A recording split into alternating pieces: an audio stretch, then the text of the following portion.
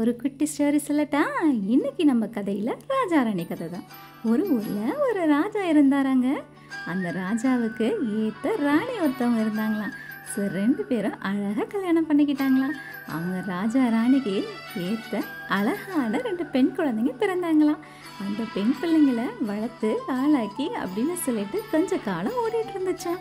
அப்படி ஓடும்போது தான் ரொம்ப வரமிருந்து தவமிருந்து சாய்பாபாவோட அருளால் ஒரு அழகிய ஆண்மகனை பெற்றெடுத்தாங்க.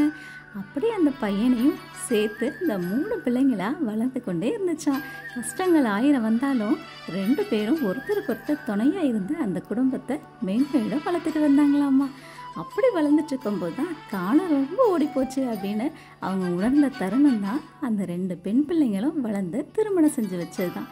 ஸோ அப்படி அவங்க திருமணம் செஞ்சு வச்சதுக்கப்புறமா அவங்க குடும்பம் இன்னும் பெருசாகவும் ரொம்ப அழகாகவும் மாறினுச்சா. எப்படின்னு பார்க்குறீங்களா? பேர பசங்க 2 மருமகன்க அப்படின்னு சொல்லிட்டு அவங்க குடும்பம் இன்னும் அழகாக மாறினுச்சா.